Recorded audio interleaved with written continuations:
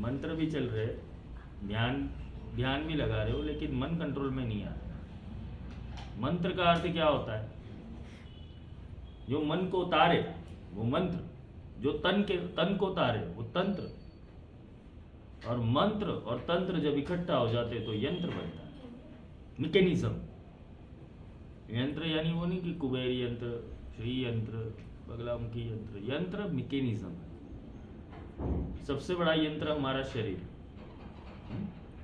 हालता चालता प्राण प्रतिष्ठित शरीर, ये प्राण प्रतिष्ठित यंत्र है। भगवान ने आत्मा भेज दी ना उसके अंदर, इसलिए तो शरीर चल रहा है।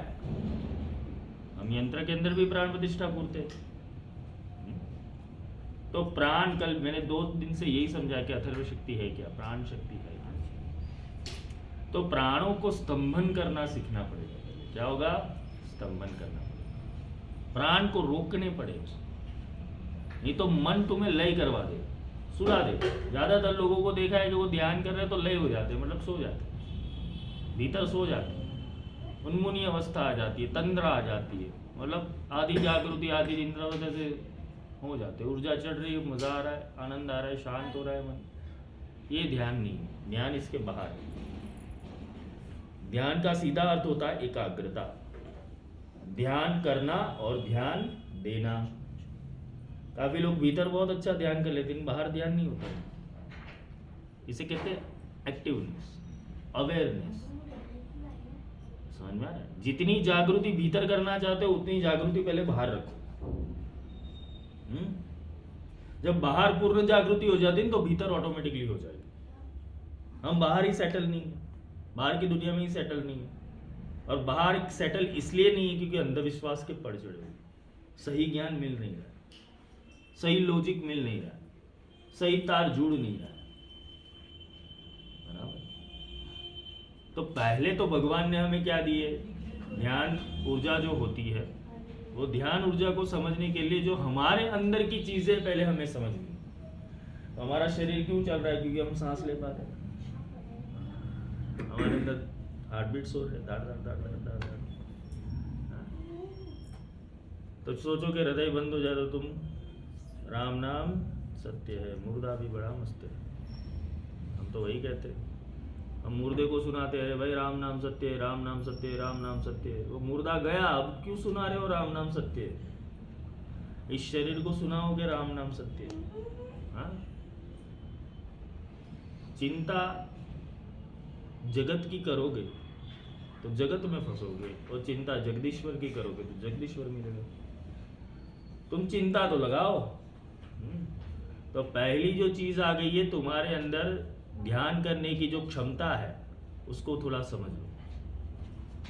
ध्यान की क्षमता में पहला क्या है? कल मैंने समझाया था कि सूरत की सूदी यूं करो जो सुई में डोर। जब सुई में डोर पिरोते हो तो कितनी एकाग्रता से पिरोनी पड़ती है। सूरत की सूदी यूं करो जो हो दाम कंगाल। पैसा नहीं होगा तो इंसान पूरे दिन पैसा पैसा पैसा करता रहेगा। सूरत की सूदी यूं करो जो सुरभि सुधमाई। जैसे गाय का बछड़ा खो गया तो गाय का चिंतन कैसे बछड़े के अंदर होता है। माँ का बच्चा खो जाएगा, इधर उधर भी चला जाए, अरे मेरे बच्चे को क्या होगा, तो कैसी सुरता दौड़ती है। तो वैसी ही सुरता तुम्हें अपने भीतर लगानी है और परमात्मा के लिए लगानी है, तभी खुलेगा। नहीं तो आंखें बंद करके उन्मुनी अवस्था तो सबको मिलती है, ये सामान्य, ये प्राणायाम की क्रिया है। प्राण जब ईथर के ऊपर आ जाता है तो तुम्हें अच्छा लगता है, अच्छा फील होता है, तो हम घंटे ध्यान में बैठ जाते हैं, पर उसका उपयोग क्या हुआ उस ऊर्जा का? तुम्हारे मन के पैटर्न्स पे होते हैं। मन शांत होता है, एकाग्र होता है, पर वही मन को तुम किसी चीज के ऊपर लगा दो, फोकस के ऊपर लगा दो, ठीक है, तो मन उसको फोकस करता रहेगा। मतलब कि हमारे पास योग्य साधन होना चाहिए। तो शुरुआत में क्या होता है, जब आध्यात्मिक अभ्यास शुरू होता है तो शुरुआत में क्या होता है, हमारे पास 2 एलिमेंट है कि जिसके ऊपर हम ध्यान दे पा रहे हैं। पहला है दिल की धड़कन और दूसरा है सांस। तो कुछ करना नहीं ध्यान के अंदर, पहले यहाँ जो त्रिवेणी संगम है, सूर्य चंद्र एक घर लाओ, सुषुम्ना से ध्यान लगाओ। बराबर है? आज्ञा चक्र को पहले तो तीसरी आंख इंसान की खोलनी पड़ती है, तीसरी आंख का अर्थ ये होता है कि यहाँ शिव का वास है। भगवान शिव को तीसरी आंख है ना, हमको है, हमें भी है, हमारी खुली नहीं। जैसे भगवान है वैसे ही हम हैं। हाँ, हमारे और भगवान में कोई अंतर नहीं है, बस हमारा ज्ञान अंधेरा वाला है, अज्ञान वाला है, और उनका ज्ञान जागृत ध्यान। तो तुम्हारा ध्यान जब जागृति की ओर बढ़ जाएगा तब तुम्हारी तीसरी आंख खुल जाएगी ऑटोमेटिक। तो प्राणों को यहाँ स्थिर करना, क्यों? यहाँ से तुम्हें ज्ञान की प्राप्ति होगी। आपने कथा सुनी थी कि भगवान शिव ने तीसरी आंख खोली और कामदेव को भस्म कर दिया, सुनिए ना सबने। तो कामदेव को भस्म कर दिया, इसका अर्थ क्या है? काम क्या है? कामना है। काम क्या है? सुख। काम क्या है? भोग। काम क्या है? मोह। क्रोधात भवति सम्मोह, सम्मोहात् स्मृति विभ्रम, स्मृति भ्रंशा बुद्धिनाशो, बुद्धिनाशात् प्रणश्यति। क्रोध की उत्पत्ति इसलिए होती है कि हमारी कामनाओं की पूर्ति नहीं होती, हमारा मोह लगा हुआ है, हमारी आसक्तियां लगी हुई, इसलिए हमारे अंदर परिवर्तन नहीं आ रहा। कुछ जीवन में नहीं हो रहा तो हम कोसने बैठ जाते भगवान, हम हमारे साधनाओं को कोसने बैठ जाते, हम पूजा पाठ को कोसने बैठ जाते। सही ढंग से की नहीं है, सही उपयोग से की नहीं है, तो भगवान भी तुम्हें क्यों फल, कभी कोई ढूंढने ही गए तो भगवान तुम्हें फलीभूत क्यों हो जाए? तो ध्यान, भगवान ने बोला है कि भीतर डुबकी लगा, अंतर के पट खोल तो पिया मुझे, बाहर के पट बंद कर, अंतर के पट खोल। अंतर के पट खोल मतलब कि तुम्हें भगवान ने जो दिया है उसके ऊपर पहले ध्यान लगाओ, पहले सांसों के ऊपर ध्यान लगाओ। जिसकी सांसें गहरी होती है वही लंबोदर होता है, वही विनायक है। हमारे मूलाधार चक्र में किस देवता का वास है? गणपति का। तो गणपति की सुंड कितनी लंबी है? तो वो क्या सिखाती है कि पहले ध्यान से सुनो, एकाग्र भाव से। बड़े कान है ना उनके, ध्यान से सुनो, ध्यान से और एकाग्र भाव से सुनो, कम बोलो, सोचो ज्यादा, हाँ, कंसंट्रेशन लाओ। और उनकी सुंड लंबी मतलब कि उनका प्राण तंत्र बड़ा है। आधे लोगों की सांस तो इधर ही अटक जाती है, क्योंकि चिंता ज्यादा होती है ना, उसकी सांस यहां तक होती है, और यहां जरा काम बिगाड़ देते क्योंकि भाव ही गलत चल रहे होते। तो सांसों का जो विज्ञान है, सांस जब तक मूलाधार तक जाती नहीं है तो अथर्व शक्ति वहां हिट कैसे करेगी, वहां गणपति जागृत कैसे होंगे? तो पहले जब भी सांस ले रहे हो, अभी जो मैंने आपको क्रिया दी 27 बार गहरी सांस, मतलब कि हम वो गहरी सांसों के माध्यम से अपने मूलाधार चक्र के पास वो प्राण शक्ति को ले जा रहे हैं। फिर जाके वहां पर बैठी हुई जो हमारी कुंडली शक्ति है, जिसे भगवती कहते हैं, वो जागृत होगी। तो जागृत होगी तो उसको लाना कहाँ है? आज्ञा चक्र के ऊपर। इसलिए कभी कभी तुम ध्यान में बैठोगे, लाल कलर की लाइट दिखती है तुम्हें, पीले कलर की लाइट दिखती है, हरे कलर की लाइट दिखती है। तो ये लाइटों का विज्ञान क्या है कि तुम्हारा जो एनर्जी है एथरिक लेवल का, ठीक है, तुम्हारी जो सुरती है वो सुरती उस चक्र के अंदर अटकी हुई है, इसलिए उसको कलर तुम्हें दिखाई दे रहा है। ऐसा कोई स्पेसिफिक कलर है नहीं, सूर्य प्रकाश का कोई कलर नहीं, लेकिन सूर्य प्रकाश जब गिर रहा हो उसके सामने प्रिज्म रख दो तुम, तो प्रिज्म के अंदर जब सूर्य प्रकाश आता है तो 7 कलर निकलते हैं। तो ये हमारा प्रिज्म है, सहस्त्र चक्र। आई बात समझ में? और सहस्त्र चक्र से जो ऊर्जा आती है हमारे अंदर, तो हमारे अंदर 7 डिफरेंट प्रकार के चक्रास है, तो उसके अंदर वो लाइट रिफ्लेक्ट करती है। मतलब अथर्व शक्ति का कोई कलर नहीं है, इतना समझ लेना बात। और सूर्य प्रकाश जैसी है, सूर्य प्रकाश जब अथड़ाता है प्रिज्म के अंदर तो 7 कलर दिखते हैं, मतलब किसी भी ना किसी कलर की फ्रीक्वेंसी तुम्हें मिलती है। तो हमने सबसे बड़ी फ्रीक्वेंसी किसकी समझी हुई है? सूर्य देवता की। इसलिए गायत्री और सवितु शक्ति की बराबर महत्वता है। पहले तो ज्ञान लेना चाहिए, फिर जान लेना चाहिए, फिर समझ लेनी चाहिए, फिर तर्क लगाना चाहिए। ये गणपति तर्क के देवता है, लॉजिक के देवता है। गणपति के पास 2 पत्नी है ना, सिद्धि और बुद्धि। तो बुद्धि भी होनी चाहिए और सिद्धि भी होनी चाहिए। सिद्धि का अर्थ सीधा होता है, सिद्धि यानी कि भाई ऐसा किया और तुम कबूतर उड़ा दिया, वो सिद्धि नहीं है, वो जादूगर की कला है। सिद्धि का अर्थ होता है स्किल्स।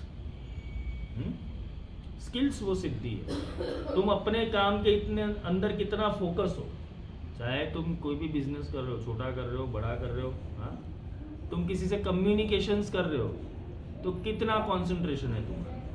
तुम किसी को बात बोल रहे हो, अपनी बातें पहुंचा रहे हो, तो तुम ध्यान से पहुंचा रहे हो कि बेध्यान होकर पहुंचा रहे हो। तुम छोटा सा भी काम चाय बनाने का क्यों नहीं कर रहे हो, ध्यान से कर रहे हो या नहीं कर रहे हो। खाना पका रहे हो तो ध्यान से पका रहे हो या नहीं पका रहे हो। तो एकाग्रता 24 घंटे अलर्ट होने की चीज है। जो 24 घंटे अलर्ट रहता है वही ध्यान कर सकता है। नहीं तो पूरे जगत का चिंतन लेके, कचरा लेकर ही ध्यान में बैठा, और ध्यान जिसके ऊपर तुम करोगे वो चीजें बढ़ती जाएगी। ये सूत्र याद रखना। तुमने अपना फोकस अपनी नेगेटिविटी के ऊपर कर दिया, अपनी प्रॉब्लम्स के ऊपर कर दिया, तो प्रॉब्लम्स बढ़ेंगे, कम नहीं होंगे। फिर कितने भी उपाय कर लो और फिर तुम भगवान को कोसोगे, देवताओं को कोसोगे तो नहीं चलेगा। तुम्हें अपने अंदर का रूपांतरण करना पड़ेगा। तो ध्यान वो शक्ति है कि जब ध्यान में बैठो तो एकाग्र भाव से और पॉजिटिव भाव से तुम बैठना, वरना ये ध्यान तुम्हें विफल भी कर देगा। और अपना परिवर्तन चाहते हो तो ही ध्यान में उतरना, नहीं तो ध्यान के अंदर कितने लोग पागल भी हो जाते। समझ में आ रहा है? तुम्हारी एनर्जी सेटल नहीं है तब तक पहले ज्ञान सुनना, पहले ज्ञान फिर ध्यान। समझ में आ रहा है? पहले ज्ञान फिर मंत्र। तो ज्ञान ही नहीं, मैकेनिज्म ही नहीं समझा और तुम सीधा रेलवे ट्रैक के ऊपर बैठ जाओगे चलाने के लिए रेलगाड़ी, ठीक है, प्लेन चलाने बैठ जाओगे, सीखे ही नहीं, समझे नहीं हो प्लेन को, और तुम चलाने चल गए हो तो उड़ जाएगा, गिर जाएगा, एक्सीडेंट हो जाएगा। सिस्टम सीखनी पड़ेगी। तो ध्यान एक सिस्टम, समझे? तो ध्यान का सिस्टम क्या है? पहला कि हमारे अंदर चल रही जो प्राण शक्ति है पहले उसे हम बैलेंस करें। हमारी जो सांसें होती है वो गहरी होनी चाहिए, मूलाधार तक जानी चाहिए। समझ में आ रहा है? इसलिए भगवान विघ्नहर्ता गणेश जी जो है वो मूलाधार चक्र के अंदर है, और मूलाधार चक्र के अंदर ही सारी नेगेटिविटी और पॉजिटिविटी पड़ी है। वहाँ आत्मा जो शिवलिंग देखता है ना हम, तो 3.5 आटे मार के नाग बैठा हुआ है शिवलिंग। वही सत्वर तमस और शक्ति का अंश है। 3.5 आटे है ना, शक्ति का केवल आधा अंश है। ये कुंडलिनी त्रिगुणात्मिका है, 3 पाद से चलती है। सुषुम्ना में चलती है, ईड़ा में चलती है, पिंगला में चलती है। बीच में गणेश जी है, एक और रिद्धि है और एक और सिद्धि है। तो पहले बुद्धि भी लेनी पड़ेगी, वो पत्नी को भी बिठानी पड़ेगी। एक को बिठाया तो नहीं चलेगा, भाई हम सिद्धि ही ले ले। सिद्धि तो ले लोगे लेकिन बुद्धि नहीं होगी तो क्या करोगे? समझे? तो सिद्धि और बुद्धि दोनों का योग होता है तब गणपति खुलते हैं। सूर्य कोटि समप्रभा होता है। गणेश जी का तेज कैसा है? सूर्य कोटि समप्रभा। पहले विनायक आते हैं हमारे, पहले गुण आते हैं। बोलते ना भाई गुणी तो बन है, सदगुणी तो बन, तो कुछ तुम्हें कोई दे पाए। हम अपने अहंकार के अंदर इतना जीते हैं कि हम सही ज्ञान लेना नहीं चाहते, हम हमारा उल्लू ही सीधा करना चाहते। तो पहले तो सद्गुणी बनना है। सद्गुणी कैसे बनना है? विवेक का प्रागट्य करना है। आपने गणपति की तो कथा सुनी होगी कि माँ पार्वती ने अपने महल से उनको बनाया, ठीक है। तो वो शक्ति पुत्र था। तो शक्ति पुत्र के अंदर केवल शक्ति थी, बुद्धि नहीं थी। वो तो माँ का आदेश ही मानता था, अरे भाई किसी को भी अंदर एंट्री नहीं चाहिए, माता जी ने बोल दिया। तो यहाँ तो सबको मार पीट के भगा दिया गणपति ने, क्यों? शक्ति पुत्र था, उनका सामना कौन करे? वो बच्चे का सामना कोई करने में सामर्थ्य नहीं था। तो भगवान शिव ने क्या किया? त्रिशूल उठाया और मस्तक काट दिया। अब हम शंकर जी को क्या समझते? वो तो त्रिकाल ज्ञानी है। तो क्या वो अपने बच्चे को नहीं पहचान पाए? लॉजिक दौड़ा ना थोड़ा। क्यों? यहां तुम्हारी बुद्धि के ताले खोल रहा हूं। क्या शिव जी जान नहीं पाए कि ये मेरा बच्चा है और काट दिया? हमने कथा वार्ता सुन ली, पहले बुद्धि नहीं दौड़ाई। फिर कोई लोग कहते हैं दंत कथा है, ऐसा थोड़ी हो सकता है। बाप तो त्रिकाल ज्ञानी है, बेटे को नहीं पहचान पाए हैं? पर ये सिस्टम समझाई है। एक अकेली शक्ति जो होती है, केवल शक्ति से अंश से जो पैदा होता है, ठीक है, केवल शक्ति धारक होता है, तो वो त्रिगुणों को भी हटा देता है बाकी। उसको त्रिगुण भी कुछ नहीं बिगाड़ सकते, केवल शक्ति रहती है। पर क्या ऐसी शक्ति विध्वंस नहीं कर सकती? तुम्हारे अंदर घर के अंदर अगर 3 फेस वाला वायरिंग ना हो, ठीक है, तो क्या बिजली तुम्हारे घर में सही रूप से चल पाएगी? धड़ाके हो जाएंगे घर में। तो ये 3 फेस वाला वायर कौन सा? ईडा पिंगला सुषुम्ना, ये वायरिंग है हमारे अंदर। लेकिन वो शक्ति कहाँ वहन करनी चाहिए और अर्थिंग कहाँ पर होना चाहिए वो हमें पता नहीं है। इसलिए हम ऊर्जा के आंदोलनों को समझ नहीं पाते। हम फिर बोलते हैं चक्र आते हैं ऐसे गोल गोल गोल घूमने, मजा आता है गोल गोल घूमने में। अरे भाई तू खो जाएगा। वो कुंडलिनी इनबैलेंस का प्रतीक है वाइब्रेशंस। जब भी वाइब्रेशंस आते हैं स्थिरता रखो, मेरुदंड को स्ट्रेट रखो। समझ में आ रहा है? मेरुदंड को स्ट्रेट रखो और शरीर को हिलने नहीं देना है। शरीर को सीधा रखना है और ध्यान करना है। जो भी हरकतें हो रही देखो, नाड़ी दुखेगी, पैर दुखेंगे, जो भी हो रहा है देखो, क्योंकि शक्ति प्रवाह जब जाएगा तुम्हारी नाड़ियों को भी शुद्ध कर देगा। समझ में आ रहा है? तुम्हारी नाड़ी कहाँ पर बंदी होगी, कहीं दोष होगा, हाँ, वात पित्त और कफ का कोई दोष होगा नाड़ी तंत्र के अंदर, तो वो शुद्धिकरण करेगा। इसलिए कभी कभी ऐसा होता है कि कुछ उम्र के बाद तुम ध्यान की प्रैक्टिस करते हो तो शरीर में दर्द होता है। क्योंकि ध्यान का विकास बहुत जल्दी हो जाना चाहिए इंसान के अंदर, मनुष्य के अंदर। इसलिए भक्ति योग अगर शुरू करना है तो 20-22 साल में कर देना समझ के। ये शरीर जैसे थकेगा शक्तिहीन होता जाएगा शरीर। पर अभी गुरुजी हम क्या करें? अभी जहाँ से हो वहाँ शुरुआत करो, क्योंकि भगवान कृष्ण ने कहा है कि तुम आज अभ्यास करोगे तो कल अगर अधूरा रहो तो आगे चलेगा। ये यात्रा है, आध्यात्मिक यात्रा, और किसी भी मनुष्य की आध्यात्मिक यात्रा रुकती नहीं, वो चलती रहती। चाहे वो पशु भाव में हो। भगवान ने गजेंद्र का भी मोक्ष किया था ना, हाँ, गजेंद्र मोक्ष की कथा सुनी थी। तो भगवान सबका उद्धार करते। तो शिवजी ने क्या किया? वो शक्ति पुत्र के ऊपर ज्ञान का मस्तक लगाया, हाथी का। वो ज्ञान का बोलते ना प्रतिकृति, यानी शिव का भी पुत्र बना, शक्ति का भी पुत्र बना। शिव का अंश तो था ही नहीं, शक्ति का अंश था। मतलब के वायरिंग की सर्किट बिठाई ऊपर कि बेटा अब कैसे चलना है। इसके बाद वो प्रथम पूज्य बने, क्योंकि शक्ति का भी आशीर्वाद मिला और शिव का भी आशीर्वाद मिला। सारे देवताओं ने प्रशंसा की, इतना सामर्थ्यवान, मतलब शक्ति को सही रूप से जान पाए वो गणपति। अब आई बात समझ में? इसलिए गणपति जी सिखाते हैं कि तुम शक्ति को बुद्धि से पहले जान लो, और बुद्धि से अगर जान लोगे तो वही सिद्धि बन जाएगी, बराबर है, वही महालक्ष्मी बन जाएगी। महागणपति की जो बोलते हैं कि शक्ति है, वही महालक्ष्मी बन जाएगी। तो ये सब ब्रह्म रूप देव है। अथर्व शक्ति के ही अलग अलग पैटर्न्स हैं, समझ में आ रहा है? त्वं ब्रह्मास्त्वं विष्णुस्त्वं रुद्रस्त्वं इंद्रस्त्वं वायुस्त्वं अग्निस्त्वं सूर्यस्त्वं चंद्रमास्त्वं ब्रह्म भूर्भुवस्वः। तो ये सारी चीजें अथर्व है, जो मैंने कल 2 दिन से समझा रहा हूँ। तो ये प्राण शक्ति को पहले साधना है। प्राण शक्ति साध ली तो ही तुम अथर्व को साध पाओगे। फिर अथर्व से खाली जुड़ना है, कनेक्शन ही करना है। एक बार कनेक्शन हो गया फिर वो अथर्व चालू रहेगा तुम्हारा, फिर बंद नहीं होगा। तुम चाहोगे तब भी बंद नहीं होगा, 24 घंटे तुम्हारे साथ रहेगा। शुरू में थोड़ा अभ्यास करना पड़ेगा, 1 महीना उसके ऊपर धीरे से अपना कंसंट्रेशन करना है, फिर वो तुम्हें पर कंसंट्रेशन करेगा। और कंसंट्रेशन करते करते फिर जब भी तुम्हारा अंतिम समय आ गया, तुम्हें पता चल गया कि भाई अब जाना है, टिकट कटने वाली है, बस कुछ नहीं करना है, वो तो चलता ही रहेगा, तुम उसको पकड़ के निकल जाओगे। सब संतन का यही उपदेश, शब्द पकड़ जाओ उस देश। अगर उस देश जाना है तो शब्द को पकड़ना पड़ेगा, धारा को पकड़नी पड़ेगी। ये धारा जब पकड़ते हो, समझ में आ रहा है? ये धारा पकड़ते हो, धारा में उल्टा चलते हो, तब ये राधा हो जाती है।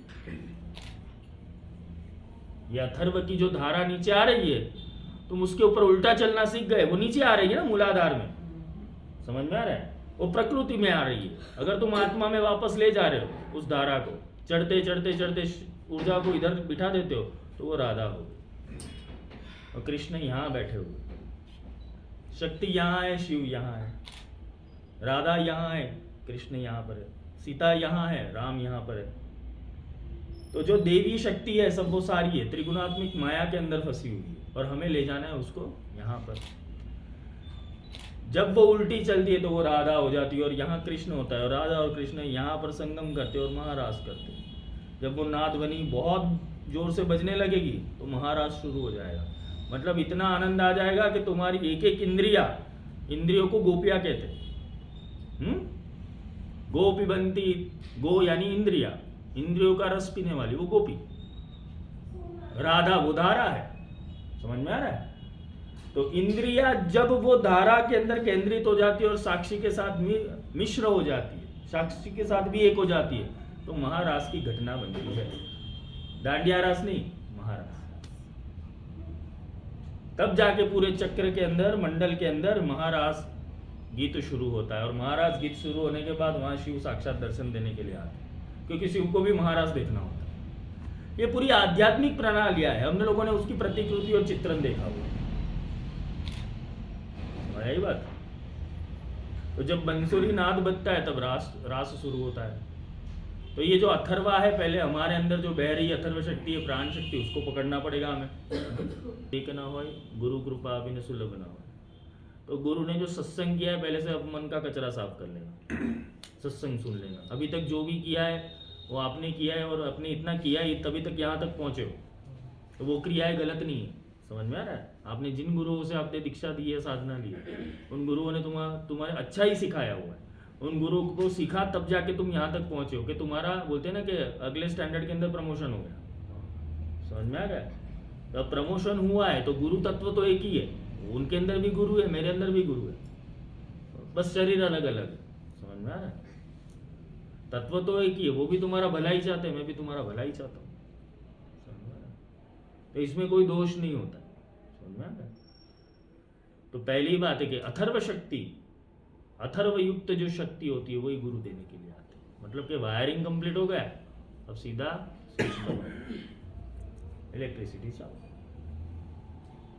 खुले नींद दिखेगा सब कुछ, खुली आंखों से भगवान दिखेगा, खुली आंखों से सब कुछ देख पाओगे, खुली आंखों से इतना सारा नूर दिखेगा, इतना सारा प्रकाश खुली आंखों से दिखेगा कि तुम्हें लगेगा कि कहाँ आ गए, हैलोजन दिखेगा। समझ में आ रहा है? इतना तेज आता है। अगर योग्य ध्यान का अभ्यास किया तो फिर आंखें बंद करने की जरूरत ही नहीं है। हमने हमारे गुरुकुल के अंदर ही ध्यान किया, फिर ध्यान में बैठते ही नहीं हम। बस भगवती को आह्वान कर ले, भीतर के आह्वान कर ले, 5-10 मिनट हो गई, वो ध्यान हो गया, फिर ध्यान नहीं करते। फिर जागृत ध्यान, अनुसंधान हो गया, फिर क्यों ध्यान करो? दुल्हा दुल्हन मिल गए, फीकी पड़ी बारात है? पहले दुल्हा दुल्हन नहीं मिल रहे थे तो बारातियों को लाना पड़ा कि भाई चलो हमारी शादी है। तो फीकी पड़ी बारात, इंद्रियों को ले जाना पड़ता है, चलो भाई नहीं तुम इधर सुधरो उधर सुधरो। इंद्रिया क्या है? बाराती है हमारी, विचार हमारी बाराती है, बार बार हम अनुसंधान करके यहाँ लाते हैं। अब मिल गया, अब तुम आंखें खोल कर भी सुन सकते हो ना, अनुसंधान कर सकते हो ना आंखें खोल कर भी। बस ध्यान रखना, अब ध्यान रखो, अब तुम्हारा ध्यान सही मार्ग पे चलेगा। अब वो तुम्हारा ध्यान कर रहा है, तुम्हें ध्यान करने की जरूरत नहीं, बस तुम्हें खाली ऐसे देखना है उसको। हाँ ओके रेडी। समझ में आ रहा है? तो आज जो शिक्षा लेके जा रहे हो आप, बराबर है, मैं चाहता हूं कि आपके जीवन में भगवती की कृपा, गुरुमंडल की कृपा, देवताओं की कृपा और अपनी खुद की कृपा। पहले तो कृपा खुद के ऊपर करो कि तुम उसके योग्य बन जाओ। पहले खुद को धन्यवाद करो कि इधर पहुंचे, फिर गुरु को धन्यवाद करो। बाबा जी ने वैसे तो सिखाया है कि धन्यवाद करना चाहिए, ग्रेटिट्यूड फीलिंग्स बाबा जी ने दी है सबको कि भाई ग्रेटिट्यूड कैसे करना चाहिए। तो ग्रेटिट्यूड को जीवन में लाओ। ज्ञान जब धारण कर रहे हो तो ग्रेटिट्यूड लाओ कि मैं इस ज्ञान सुनने योग्य तो बना। मैं तो आज कितने लोग अपने घर के अंदर अगड़म बगड़म तिगड़म कर ही रहे, किसी को शादी में जाना है, किसी को फंक्शन में जाना है, कोई इधर जा रहा है, कोई उधर जा रहा है। इधर बैठने का मौका मिला, इसका मतलब कि भगवान ने तुम्हें चॉइस किया है, गुरु ने तुम्हें चॉइस किया है, देवताओं ने तुम्हें चॉइस किया है कि तुम सुन पाओ ये वाणी। महाभारत के युद्ध के अंदर भगवान कृष्ण ने केवल अर्जुन को सुनाई और दूसरा संजय सुन रहा था। संजय देख रहा था, उसको दिव्य दृष्टि दी थी वेद व्यास ने, पर अनुभूत नहीं कर पाया। उसने सुना, धृतराष्ट्र को भी सुना है, धृतराष्ट्र ने भी गीता सुनी। यानी कि अंधे लोगों को भी भगवान सुनने में तो आता ही है, और वो आंखें खुल के देखना नहीं चाहते क्योंकि मोह पड़ा हुआ है। धृतराष्ट्र का अर्थ होता है ध्रुत राष्ट्र, राष्ट्र यानी तुम्हारा शरीर, राष्ट्र यानी तुम्हारी संपदा। धृतराष्ट्र वो अंधी महत्वाकांक्षा है जो हम दौड़ रहे हैं। अंधी महत्वाकांक्षा के अंदर ही दौड़ रहे हो ना, क्या प्राप्त करने वाले हो, फिर भी भाग रहे हो। सुबह से लेकर शाम तक कहाँ जाना है साला पता नहीं, फिर भी दौड़ चली है। वो धृतराष्ट्र की दौड़ी, और पंच इंद्रिय पांडव और 100 विचार कौरव, उसके अंदर युद्ध होता रहता है। यही महाभारत है। धर्म क्षेत्र कुरुक्षेत्र लिखा ही है गीता में, यही धर्म क्षेत्र है और यही कुरुक्षेत्र है, वो तुम्हारे अंदर ही है। रामायण भी तुम्हारे अंदर ही होती है, मैंने समझाया था। जब सीता रूपी सुरता, सुरता यानी ध्यान, फिर से सुन लेना, जब सीता रूपी सुरता माया रूपी हिरण के अंदर आसक्त हुई, माया रूपी हिरण यानी सोने का हिरण, तुम्हारे ध्यान माया में आसक्त हुआ, मतलब रावण का भाई, रावण जो था, रावण भैया, वो सीता माता को उठा के ले गए लंका, यानी मूलाधार में ले गई ऊर्जा। ध्यान वापस मूलाधार में चला गया, प्रकृति में चला गया। तो रावण ले गया, दशानन है, 10 विकार है, काम क्रोध लोभ मोह ईर्ष्या निंदा राग द्वेष, ऐसे 10 प्रकार के विकार है। वो दशानन रावण ही है, वो तुम्हारे अंदर प्रकट होता है, तुम्हारा ध्यान वापस संसार की ओर दौड़ जाता है। तो वो आत्मा बेचारा तुम्हारे अंदर कर क्या रहा है? राम को वनवास हो गया है ना, अभी समझ में आ रहा है? ये राम वनवास में घूम रहा है तुम्हारा, उसको सीता मिल नहीं रही है, हनुमान जी आ नहीं रहे, क्योंकि राम जो है वो फंस गया है कहाँ पे? वनवास के अंदर। राम जी वनवास के ऊपर है। अयोध्या में अभी तो राम बैठा दिए, हमारे अयोध्या में कब बैठेगा राम? और राम कब जागृत होगा हमारे अंदर? और सीता मिलेगी तब। दशरथ वो कैकेयी ने उनको भेजा नहीं होता राम जी को, तो वो त्रिलोकपति रावण को हरा नहीं सकते। हमारे घर में कोई भी आध्यात्मिक प्रणाली के अंदर जाता है तो हमारे घर से विरोध होता है किसने, अरे ये नहीं करना चाहिए, आध्यात्मिकता नहीं करनी चाहिए, मंत्र उपासना नहीं करनी, बाबा बाबा बन जाएगा तो तू, तेरे जीवन का क्या? घर वाले नहीं बोलेंगे ना, तुम्हारा मन बोलेगा। अरे वैराग्य अभी थोड़ी ले, अभी तो मौज मस्ती करनी है, करो, राम खो जाएगा, वापस वनवास हो जाएगा तुम्हारा। वनवास हो गया, अब क्या हुआ? लक्ष्य रूपी लक्ष्मण भी मूर्छित हो गया। मेघनाथ ने मान संधान किया, लक्ष्मण जी को मूर्छित कर दिया। लाए सजीवन लखन जी आवे, संजीवनी बूटी लेके आया हनुमान जी, लक्ष्मण को जीवित किया। अरे भाई जाग, मेरा लक्ष्य क्या है? जागरूक तो हो जा। हनुमान जी मिले मतलब के तर्क मिला, जल्दी लान गए अचरज नाई। हनुमान जी गए ना, फिर लंका में गए, सुरता दौड़ी के, मेरा ध्यान किधर फंसा हुआ है? वो ज्ञान के देवता है, बुद्धि के देवता है, ज्ञानी नाम अग्रगण्य हनुमान जी। तो हनुमान जी जब जागरूक हो जाते तो लंका जाते, मतलब कि सीता माता की खोज में, हमारे ध्यान की खोज में हमारा तर्क जाता है। आई बात समझ में? वो तर्क को खोज निकाला, सीता को खोज निकाली, और राम जी को बोला, राम जी सेतु बनाना पड़ेगा। राम जी बैठे मणिपुर में, रावण बैठा है लंका में। बीच में कौन सा तत्व आ गया? जल तत्व आ गया, आया कि नहीं? अग्नि तत्व से पृथ्वी तत्व के बीच में जल तत्व आया ना, तो इंडिया से श्रीलंका के बीच में समुद्र है कि नहीं है?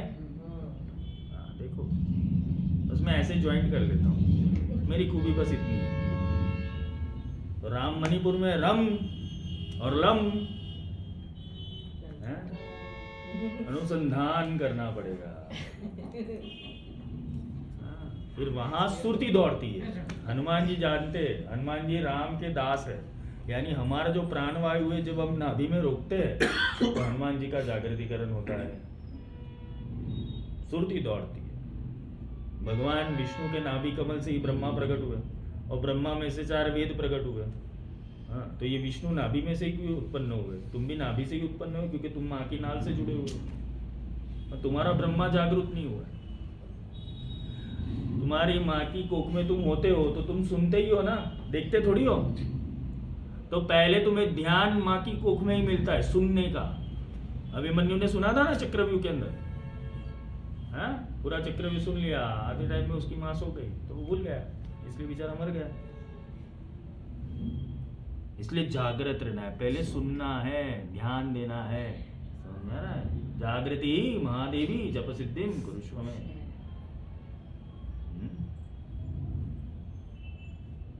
अब सीता जी मिल गई, हनुमान जी को सीता जी का पता लग गया।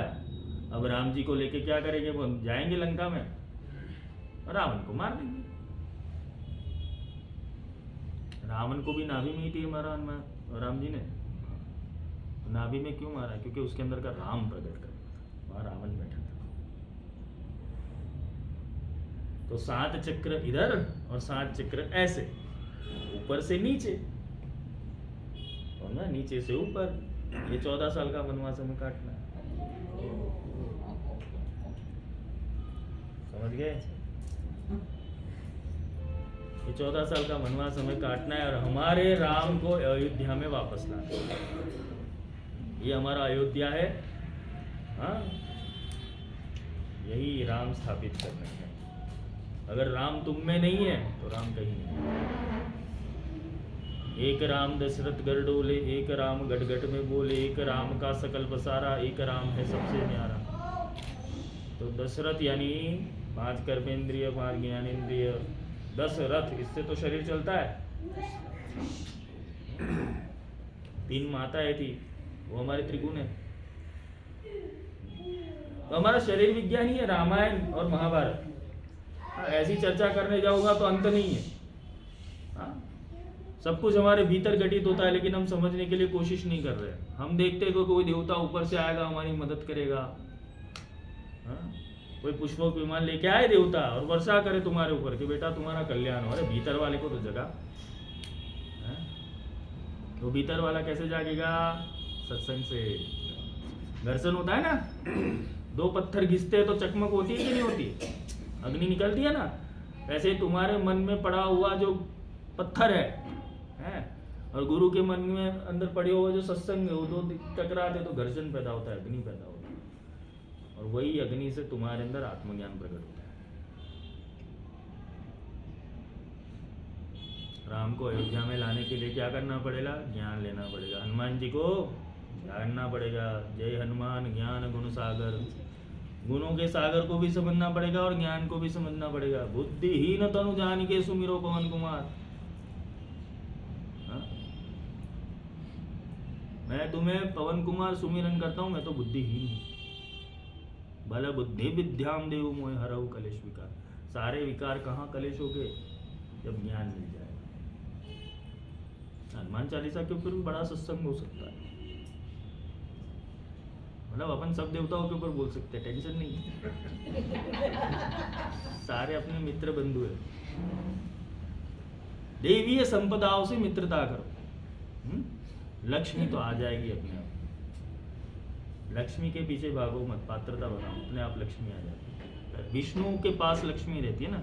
हमारे अंदर विशेष गुण तो होने चाहिए विष्णु जैसे, तो लक्ष्मी हमारे पास रहे। सद्गुण तो होने चाहिए तो कुछ आए। नेगेटिविटी भर के बैठे हैं तो पॉजिटिविटी आएगी कहां से? अपना ही ईगो सेटिस्फाइड करने वाला ज्ञान तुमने लिया हुआ है तो भगवान तुम्हारा भला नहीं करेगा। आत्म ज्ञान के लिए कर्ण खुले रखने पड़ेंगे। इसलिए गणपति ध्यान के अंदर कहते हैं कि भाई भद्रम करने भी, भद्र कर्णों से सुनो, दिव्यता से सुनो, शांत होकर सुनो, धैर्य रख के सुनो, देवी बनकर सुनो, बस सुनो। इसलिए कहता हूं कि जितने सत्संग उतने सुन लिए ना, मतलब कुछ करने की जरूरत नहीं पड़ेगी, ऑटोमेटिक सब होगा। ध्यान ऑटोमेटिक लगेगा, क्योंकि ज्ञान मिल गया ना तो ऑटोमेटिक सुरती भी वहां पर चली जाएगी। इसलिए हम अपने मन को केंद्रित करो। पहले जागृत मन, फिर अर्ध जागृत मन, फिर सुषुप्त मन। ये त्रिपुरा ही भेदन करना है अपने, समझ में आ गया? और त्रिपुरा भेदन ललिता करती है।